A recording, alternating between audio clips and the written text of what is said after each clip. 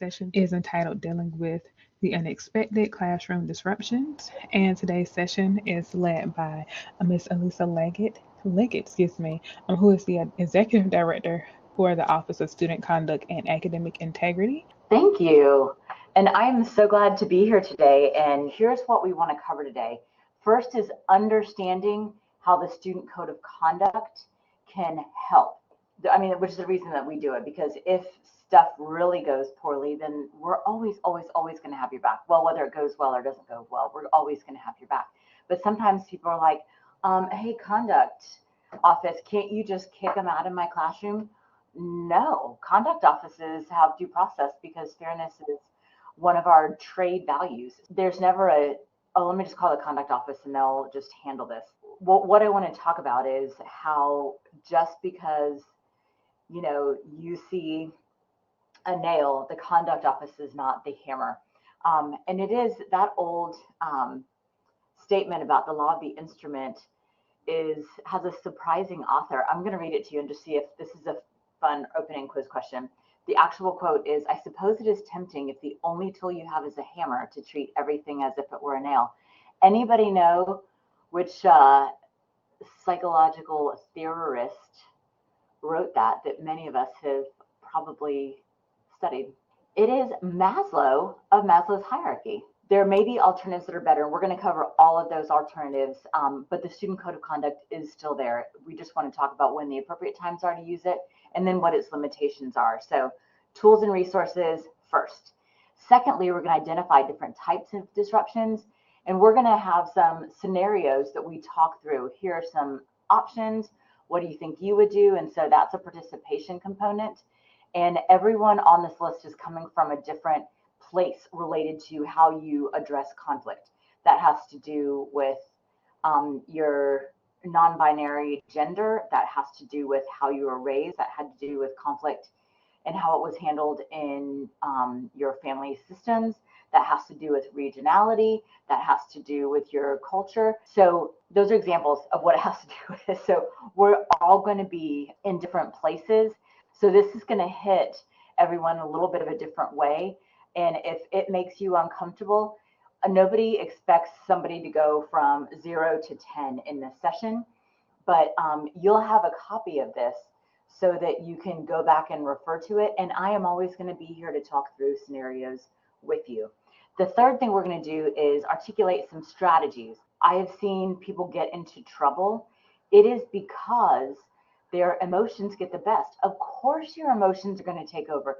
If you feel like there's a conflict, especially if it's happening in front of the classroom, your emotions are going to step front and center. If you've got some strategies that you have already practiced in your mind because you're coming to this session, you're like, here's what I need to do, or if you're preparing for a difficult conversation with a student or your family, we're going to talk about those strategies. Much easier when it's planned, but we're going to talk about what to do when it is planned or unplanned. The other part of the articulating is we have to admit that it starts to feel like something we take personally when a student is disruptive in our classroom. It feels like a personal attack, and it is not. So we're going to have to not listen to our gut in that very few instances when we would say that, and look at it from a more objective perspective. So put your little fingers on your keyboard and think through this for a moment. What type of classroom behavior is the most challenging to you, and or what keeps you from engaging in conflict? Oh, I hope I am saying your name properly, Atina.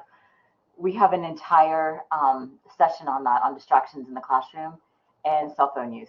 It may be that in one of these fostering proactive learning environments, there's also a cell phone handout. If you end up going through all 4 of these, yes, being argumentative and condescending, that's hard too, Melissa, because that, again, when we're trying to remind ourselves it has nothing to do with us, yeah, that's an ego-driven opportunity on the part of the student, not paying attention. The paying attention, some of these others address that too, and using a lot of group work and think, pair, share, and it is offensive when somebody's reading something, which is usually, a combination of the phone.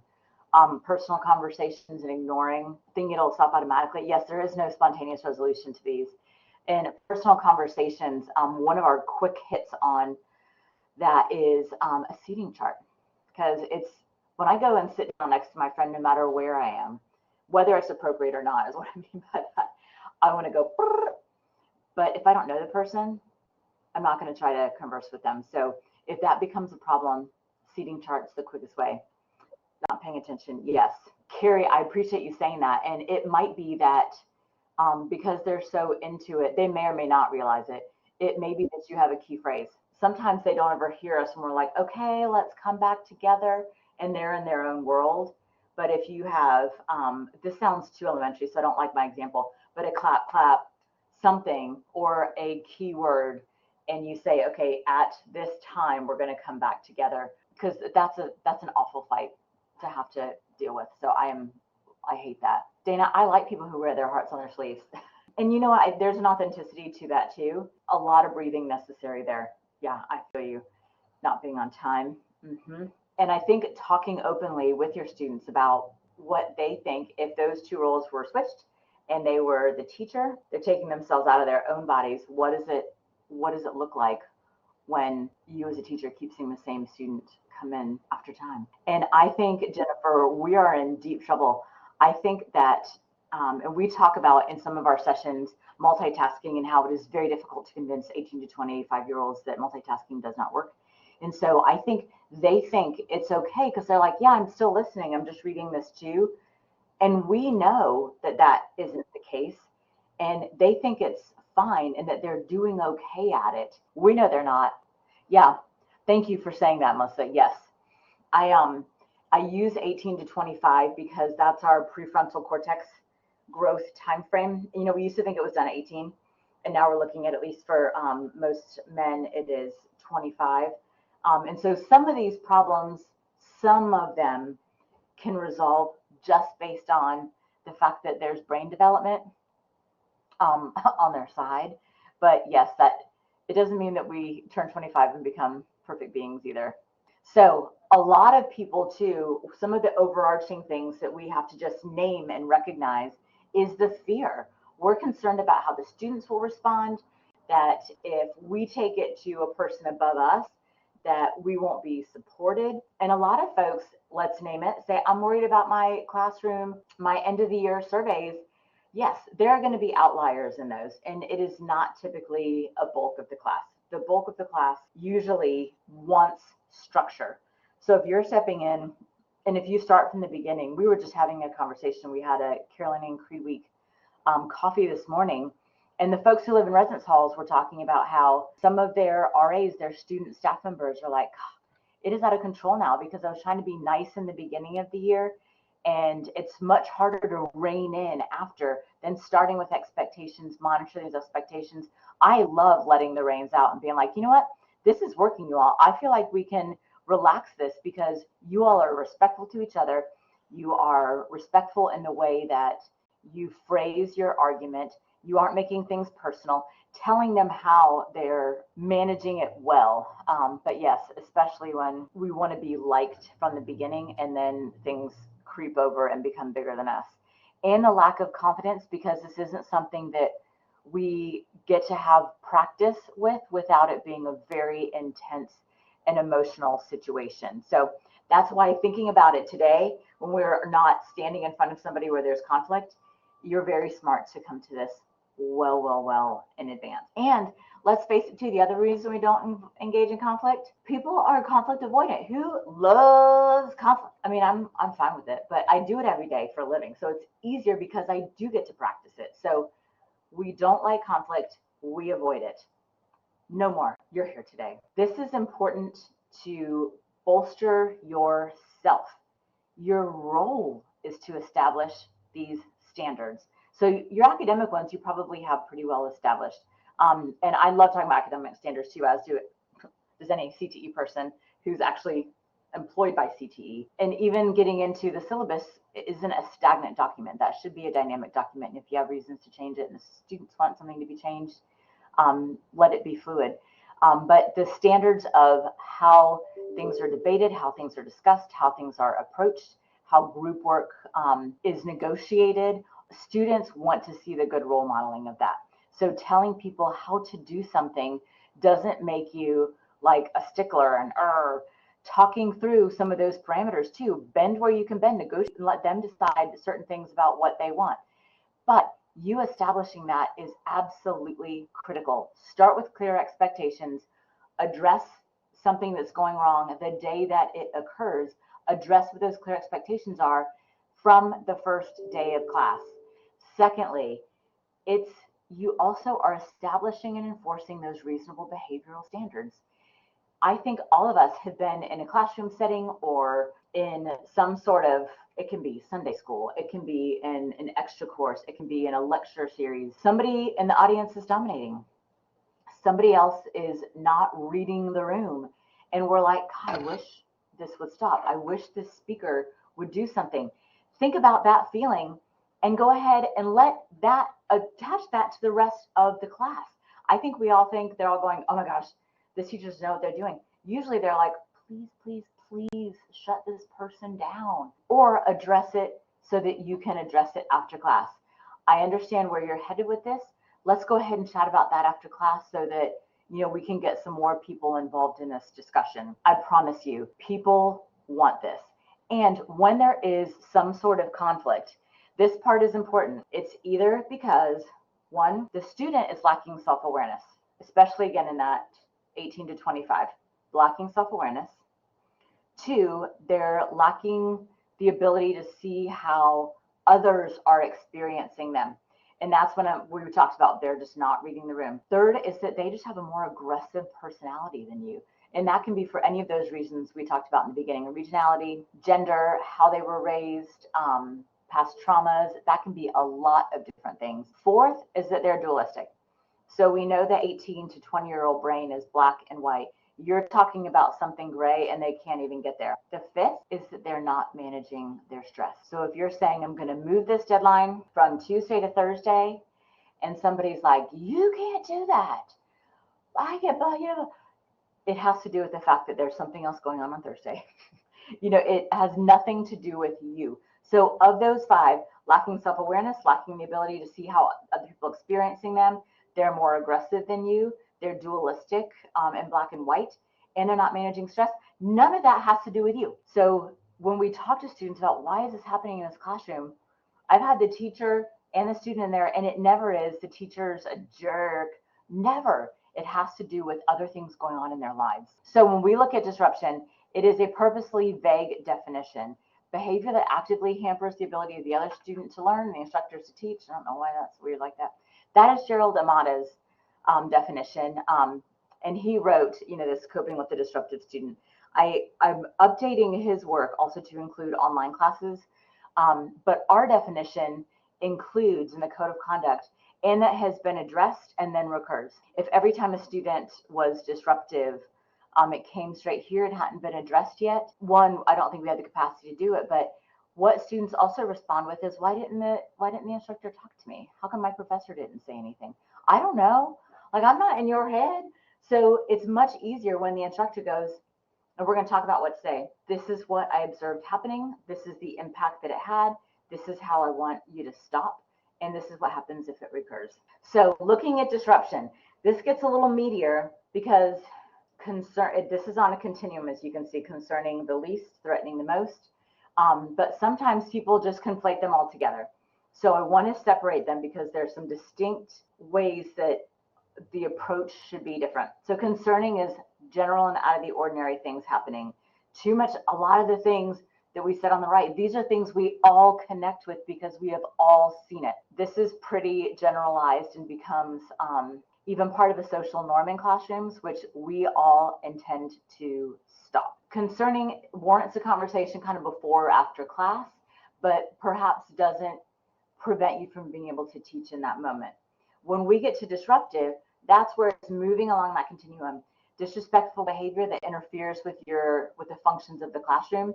The function of the classroom is absolutely you being able to focus on what you're teaching. That's one of the most important functions of the classroom.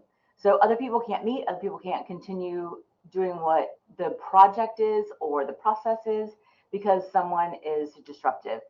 Threatening, we rarely get to.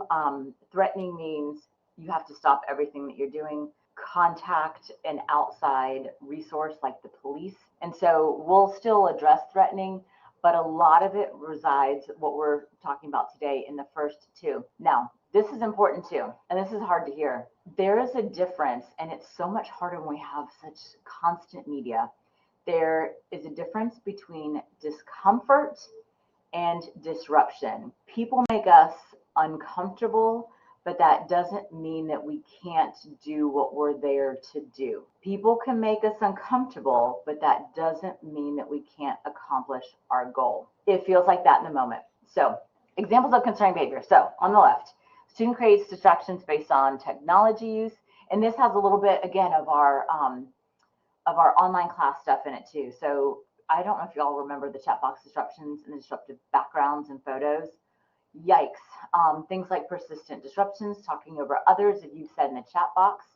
And then multiple, you guys hit all of these. Yes, this is the stuff that makes us feel like and this is hyperbolic, all the stuff that I put into my class plan today was for nothing. They don't care. Many of them do. Maybe 6 of them were a pain in the butt.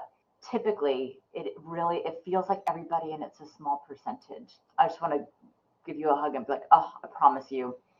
I go back and I'm like, okay, how many people was it really? And then it's 3, which may not be your experience, but sometimes I have to tell myself, let me look around and actually determine how many people we're talking about. Some of the strategies, again, the first few are online. If something happened in the middle of an online course, you could give a quick asynchronous class time, stepping out of being in real time, complete something, come back the next class period, or just to finish up the class in the last 5 minutes. If you have live lectures, you can record it in case somebody, again, becomes disruptive in the chat box. You can go back to a previous one. TAs monitoring the chat box is a fantastic idea if you have the ability to do that. Outlining guidelines for participation is in any class, in any format. And using a mutual expectations exercise and letting them set some of those standards lets the other students know this isn't the teacher just trying to be a stickler about something. This is what other students I'm hearing feel is the normal way to do this. And so in my class, we have 3 different sections, and students go to different ones. And one is, what is the student's expectation of other students? And they say not to talk over, to be respectful, to make sure that you're here and you're prepared. That's what they say they expect from each other. What a gift. You don't have to say it.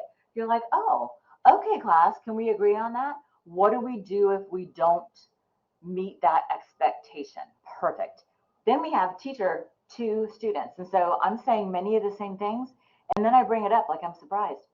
Oh my gosh, look how much of this is similar. Why is it important to me that you come prepared? Because we learn from each other, because students learn from students, because I learn from students, because that's important to the community that we're building here. So if I'm the only one talking, I'm the most invested in what's happening in this class or getting the most out of it. You're the ones I want to get the most out of it. So we've got to flip that and make sure that when people are arriving, you're getting the most out of it. If you hear it, you aren't able to capture what's most important because you haven't done the pre-reading. That's not a good use of your time. If you pre-read, the stuff I talk about, you're gonna be like, okay, that's the stuff that's important to her, so it's probably more likely to be on the test or reflected in the paper prompt. Use it to your advantage. Pre-reading actually saves you time. Engaging in a quick pulse check. People are checked out, whatever. Start asking them these questions because, one, we want to engage in how well they're learning, and 2, they have to pay attention to be able to answer these questions. It's going to be easy to tell who is or isn't, and easy to use that card to say, I'm worried because what you wrote on this wasn't really reflective of what we talked about in the class. The minute paper is fabulous. I like the minute paper. Again, the discussion board post or poll question is good. I like it on a note card because then you just have this little tiny packet and you can flip through very, very quickly.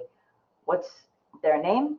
Most important thing that they learned today, and which question still remains in your mind. The what question still remains in your mind, of course, gets to the illusion of fluency that we have. And we all do this. We hear something and we think we've got it. But if we have to repeat it, if we have to teach it, if we have to write about it, that's the real test of whether we've learned it or not. So if they can formulate a question about it, then they've been listening and they've been working on really taking that in. So those two questions are some of my favorite in this entire slide deck. What's the most important thing you learned today, and what question remains in your mind? Y'all, you can do that every single day if you wanted to. The last 2 minutes of class, and then you're standing by the door, you have a person-to-person, eye-to-eye, as you leave, please hand me this. Total connection point as well, just because you're collecting them. And then communicating that you're aware of the concerning behavior. If you have concerning behavior, again, what if it is just lack of self-awareness? If it's a mean person, that is an outlier, but okay, then at least it's not you, again. So addressing the student individually and sending up a follow-up email. We're gonna talk about exactly what that pattern can look like, so you have kind of an outline of what to say and how. So quick practice. Again, here's group participation. Student posts an inappropriate comment in the class lecture chat box. Choose which you think is the best way to respond. Nice. There is some blending. Yep. And again, it is dependent on how much time is left in the class, how big the class is. So it is a combination. Calling the student out can be a little bit more precarious because we never want to kind of gouge someone's dignity in a public setting for any reason, any person. So I shouldn't say this. I hope Kimberly's not listening. I do think public shaming in some cases works. I do. In a classroom setting, it can create a barrier to learning. And so that's why in that setting, I'm like, oh God, cringe a little bit. But explaining why the behavior is unacceptable, always. So it might be a combo of that, not necessarily saying it right then and there, but letting the student know in a side chat, please stay on for 10 minutes after this class ends. I want to speak to you. Disabling the chat feature is a way to just cut it off and keep moving if it's becoming so disruptive that it's also disruptive to you and to other people. But I like what some of you said, that's hard for the students because now everybody else is punished for a single student's behavior. Once in a while, we have to do that in a quick response, but that's the pro and con there. And then emailing the student stating their behavior is not appropriate and you expect it to stop. Yes, but the why of number one is important in that one. So explaining, and I think this is better done in person. And by in person, I mean Teams is absolutely fine. Sometimes in email, the tone is so easily misinterpreted that I would much rather force a different connection with the student by talking to them. Because also in many cases, it's anonymity that allows people to think this is okay. They are no longer anonymous when you have had a face-to-face, even if that face-to-face is a screen. This is a well-known psychological phenomenon, and I love it. That's why small classes usually have better behavior. That and in-person classes, it's harder to disengage when anonymity is lost. Thank goodness. Small towns where everybody knows each other. Sometimes kids behave better because there's no anonymity. So anything you can do to reduce that is helpful. What we also don't want to do is ignore it. So naming it in class, the reason that I responded the way that I did is because that I feel like I am cheating you if the rest of the class can't progress. And it makes it harder for me to teach when half of my brain is over here because we know we can't multitask. So that becomes a single student's impact on the entire class. And that's why I wanted to address it right away. Whatever you want to do without naming the student's name, without being, like, oh, devil. This type of behavior has this impact on the class. So these are some different examples where this type of approach might be helpful. And again, it's naming what the behavior is specifically, addressing why it is problematic, and then starting to talk about the resolutions. So other strategies, reworking your ground rules for the class's involvement. Again, here, let's go back to maybe on Blackboard, maybe you took pictures of what everybody wrote on their whiteboards. This is what we decided, student to student. What do we do about the fact that we are not subscribing to this any longer? Do we need to make these adjustments? If discussion content escalates, asking students to stop the discussion. So this is when two students start going back and forth about something. And again, before we want to open up that conversation, letting students know if it's starting to escalate and it's becoming personal between two people and it isn't a classroom debate anymore, I'm going to step in right away. That way it doesn't feel like everybody's embarrassed. Everyone's like, oh my gosh, you're in trouble. I'm going to step in right away because that isn't productive for either of you. Feelings get hurt. It chills the other students' abilities to continue. So letting them know it's not awkward when I step in. That's my job. Documenting, again, how does it disrupt? Students may not recognize it, and that makes it more objective. So a student's not saying, oh, the teacher hates me. No, I've explained this is exactly how it disrupts the class, and I have a deep, deep, deep investment in this class going well. Always respond to email in a neutral way. If you've got to wait a day to do it, absolutely.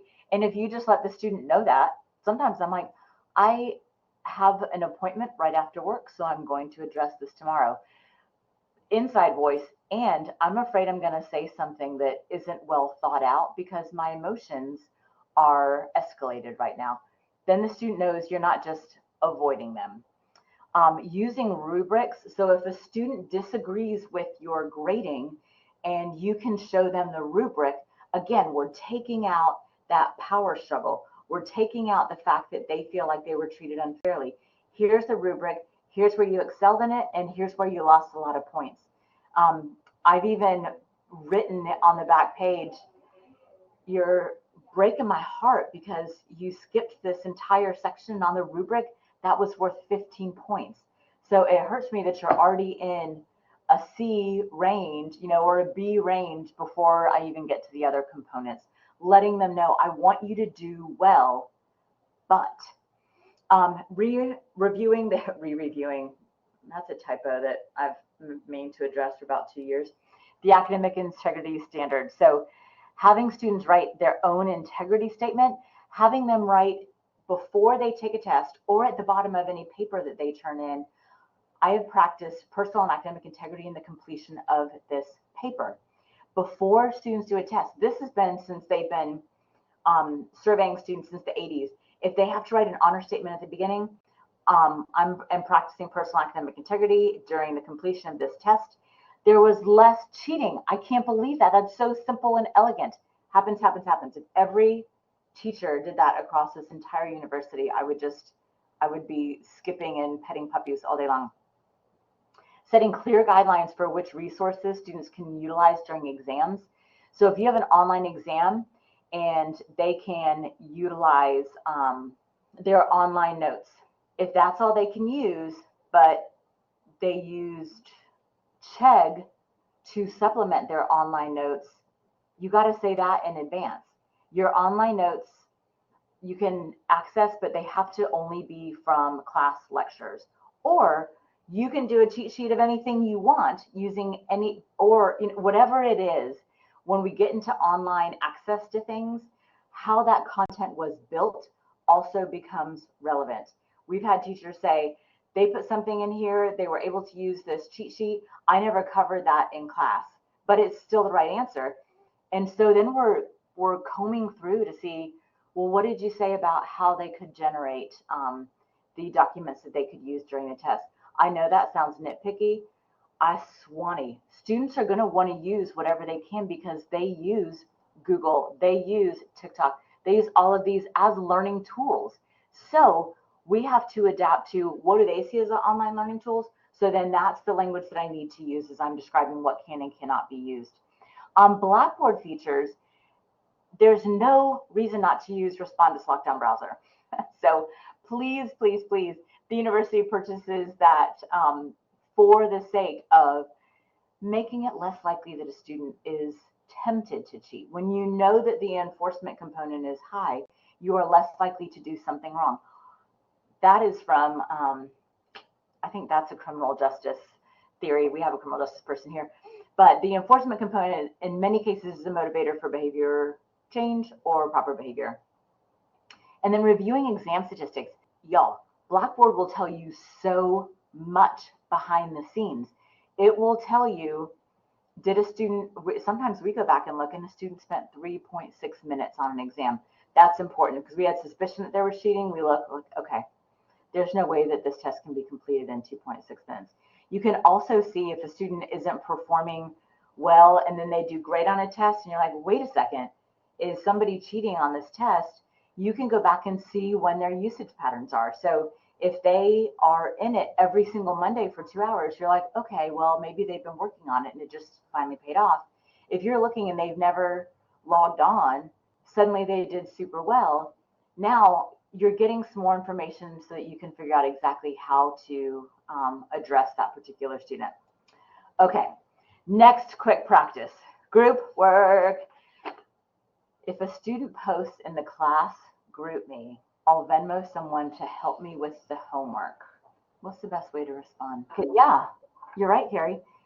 Here's the beauty of the academic integrity report. It protects you and the student. So instead of the student being able to say, and again, I hope this wouldn't happen, but if the student were to say, oh, well, they had already decided, they had it out against me, they never liked me. I know that's not the case. We can't change how a student feels about that.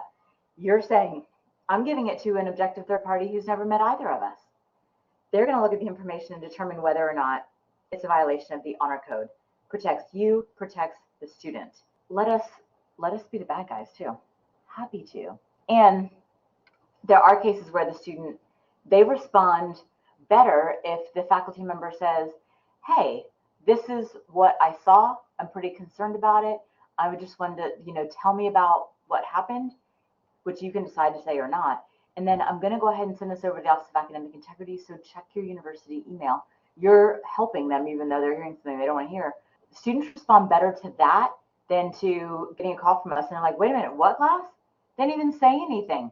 Again, nobody wants to say something because we're conflict avoidant. But then when we're conflict avoidant because we're like, well, they're going to get a message anyway, they feel like you could have done better. So oddly, they prefer hearing from you that this is going to happen every single time. It's kind of amazing to me sometimes. So these are examples. If we get into the threatening component, threatening emails, please, please, please. A direct threat is different than something, again, that makes us feel uncomfortable. You're the worst teacher ever. I can't stand your class. You should be fired. Uncomfortable, mean. I mean, not helpful or productive. Threatening, I'm coming for you in the classroom. So keep in mind, once we get to threatening, that's when we absolutely recommend the police. So the police would rather respond or at least look at your email to say, okay, this is a direct threat, or this is what we recommend, this is how we can help. They're not going to say, oh my gosh, you're overreacting. They would rather respond, especially if you're feeling it and you're in a classroom setting or you're walking to your car, than go, oh no, if the hairs on the back of your neck are standing up, please, please, please call. Have the Rave Guardian app on your home screen. And if you're like, I'm not sure which this is, it's not immediate, it doesn't seem direct, and you just want to talk to us about what to do, call me. It sounds like a fake number, 777-4333. Should be on a commercial. Always happy to help. This is the least likely, but this is where we go. This is beyond classroom disruption and is into threat and is into the criminal activity, frankly. This is a threat to self. What if a student sends a threatening email stating this?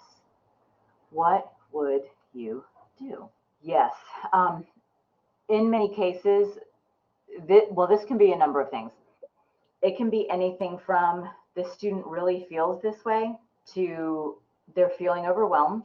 We know a lot of students feel overwhelmed. So statistically, they might fall in here to worst case scenario, and this is pretty uncommon, but there's a little bit of manipulation in wanting you to grade them based on something other than their academic work, which is also an honor code violation. But what we want to do anytime that this happens is 3-step process. Check in. How are you doing? This has me concerned. The care team report is the no-brainer part of this. De-escalate it and make sure that you're addressing the grade after. This is not a time to get into, well, if you, so any allusion to hurting, we're going to follow a care and concern as the first, and that can be your care and concern as the student care and outreach team. And we get back to students same day or next day at the max. But again, we're constantly triaging throughout the day. Who do we need? If somebody's saying, if I fail this class, I will die. If they're saying that in February, it isn't as severe as they're saying it on April 30th. So there are a lot of different ways that we're, well, and that may be true, that wasn't the greatest example. But there are lots of ways that we can look at this. So what we're going to reach out and do is make sure that they're okay. If you're sending a student message, our faculty, you all are fantastic. The number of messages that we get from faculty when somebody says something like this, that includes the Thrive at Carolina 24/7 number, that includes walk-in hours at the counseling center, where the instructor's like, here's some immediate resources. Fantastic. It just warms my heart every time I see it. So sending some resources, knowing that if you send it to us, we're going to get right to it. So letting them know you care about them as a person. It isn't just their studenthood, so that they know that. We're going to say, don't do anything with their grade at this point. Not that we're ever going to ask you to change any grade, but we want to go ahead and make sure mental health or any health is always our top priority. So care and concern, you're involving other people to stabilize the situation, which is us. That's our job. And then we're going to talk about addressing the grade, or you can call us and say, okay, have you had a chance to engage with the student, because I'm ready to post this grade. Perfect. Other strategies. This is kind of an in the moment. You're handling it beautifully if all four of these are met. But keeping in mind that our goal as educators is giving those learning opportunities to be effective learners. So if something is agitated in the classroom and you're working through it instead of ignoring it, you are the finest teacher of them all. So it isn't just your discipline, it's life, and it's about creating character in our students, both with our university motto and with Lincoln's assessment of college students. So the character component is huge. And when you're facing a situation, keeping in mind it's not personal, even if that's your mantra as it's happening in your head. This is not personal, this is not personal, this is not personal. We want to work to reduce the inherent power struggle so students feel heard.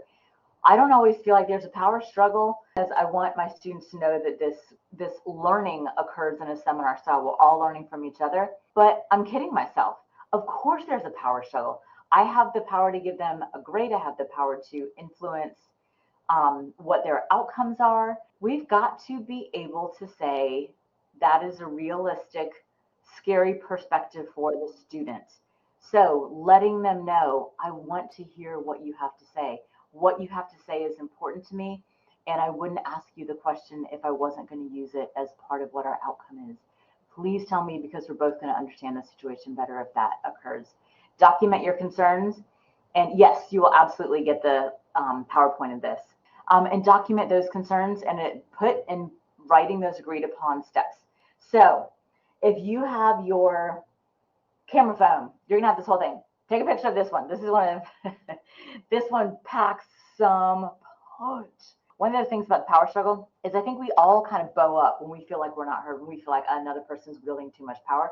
We feel unheard, we feel insignificant, we feel like we don't have any ability to affect change. That's a terrible feeling. So letting students know, I know how that feels. I don't want any of you to feel that. Name it, and you will probably get a lot of social capital, and it's worth it because you've earned it at that point. So addressing it, explain the specific concern and the impact of the behavior. So on the first day, assuming you've set what those expectations are, if I am still speaking, I'm going to turn it over when it's time for group discussion. This is the cue, that we give if you want to have a cue. A lot of the examples in your chat box for people who are talking while you're talking. So let's use that as an example. Explain the specific concern and the impact of the behavior.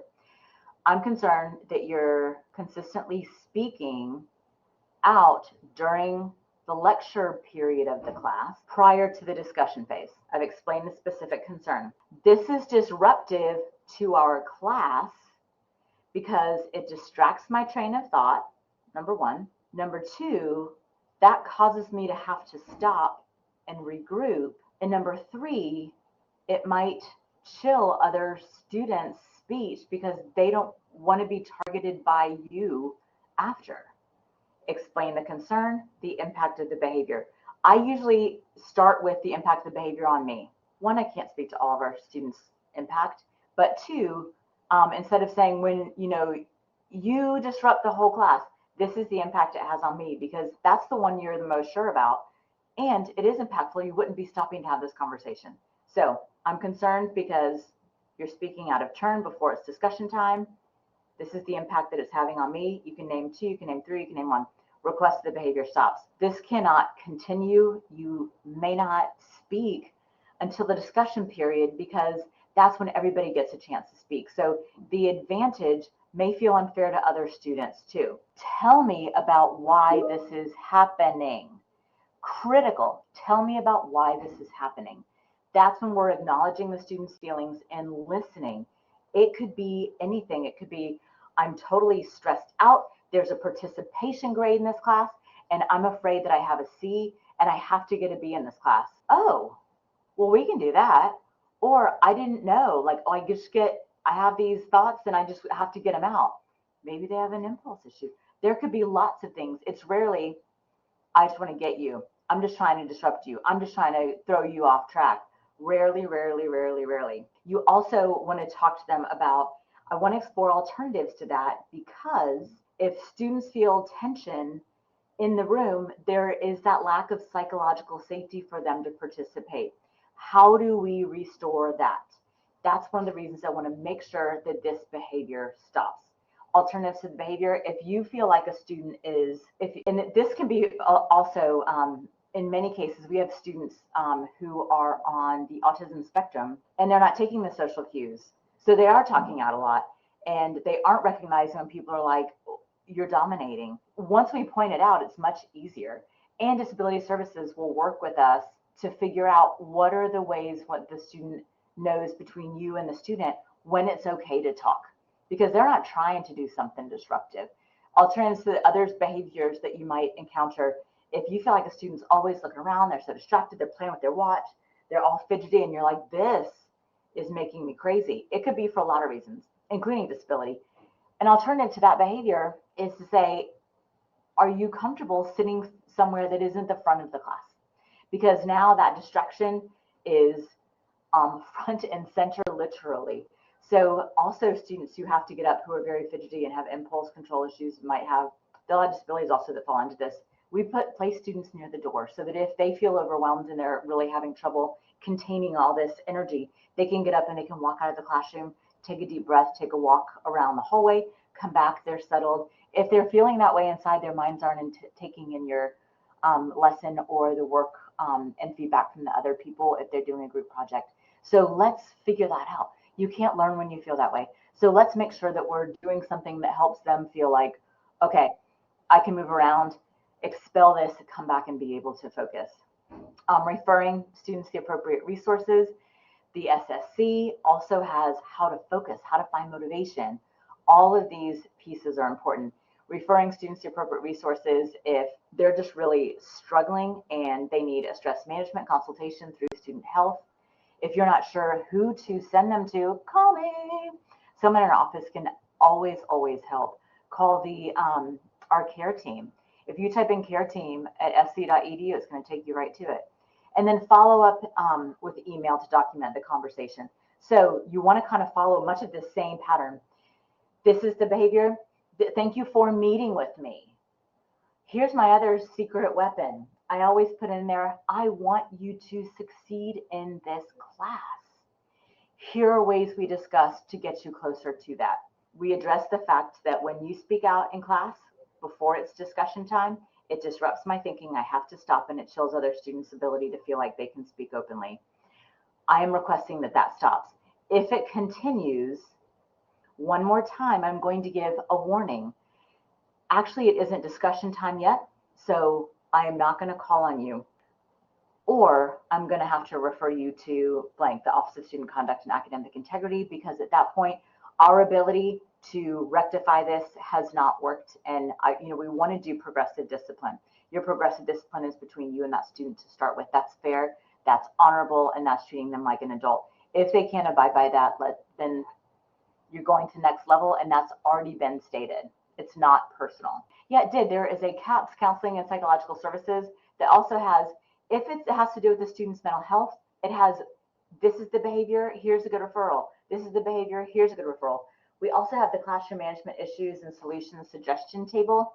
And that's a quick go-to guide just to keep in your desk drawer and hope that you never have to look at.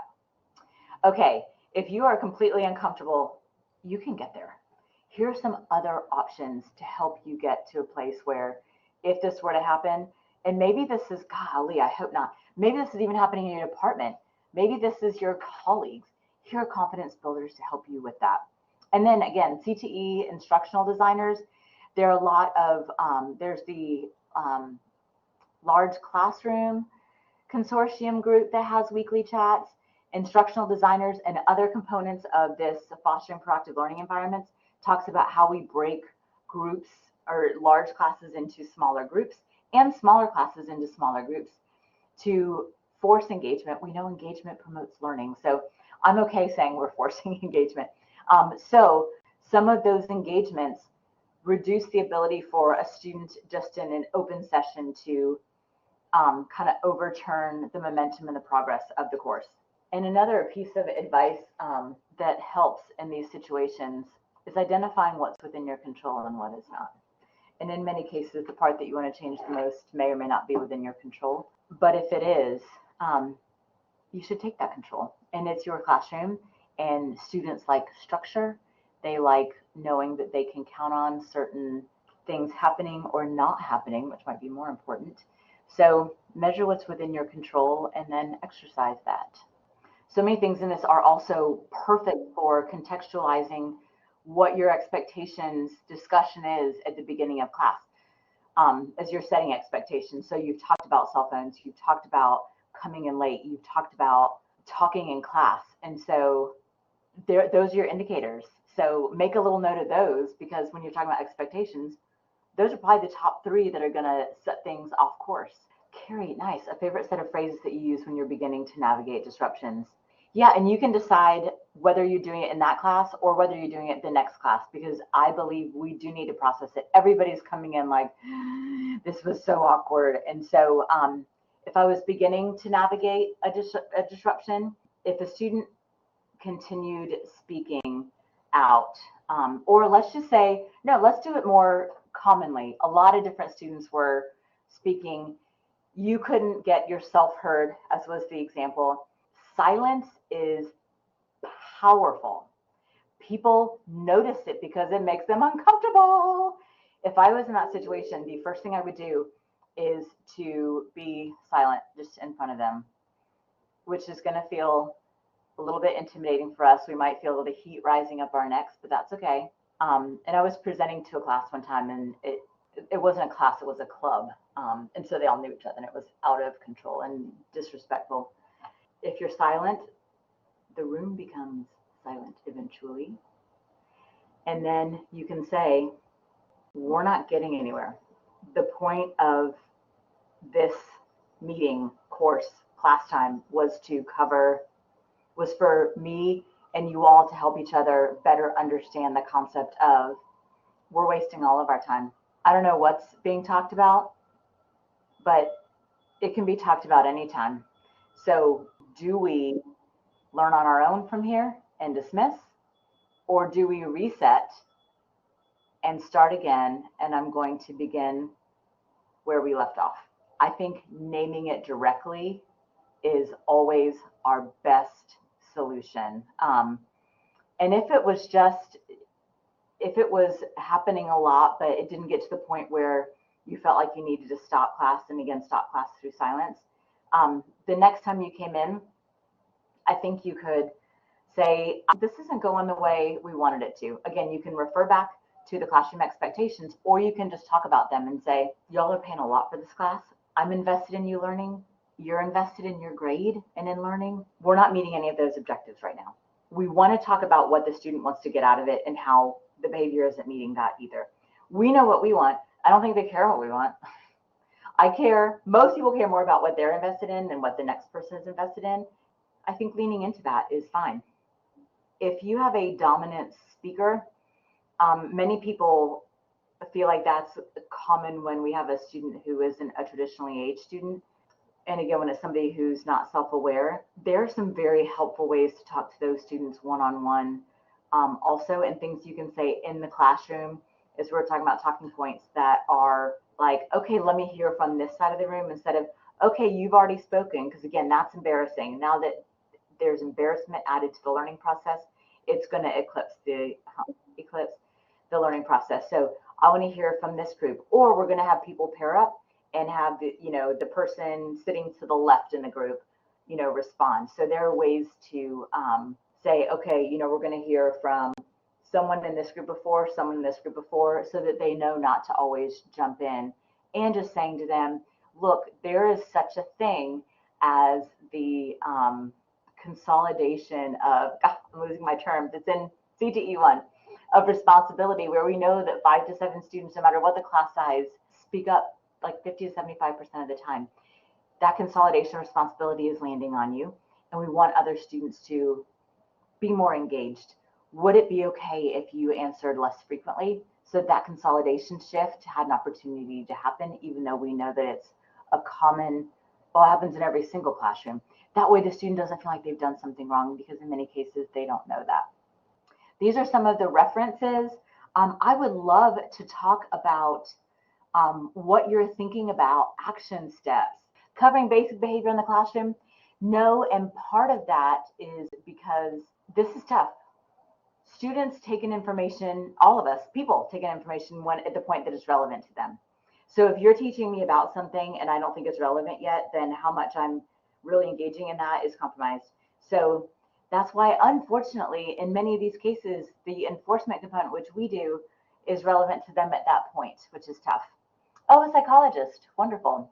So glad it's helpful. Good, good, good. So appreciative. Thank you. And thank you for all your participation too. Thank you so much. We really appreciate you facilitating today's session.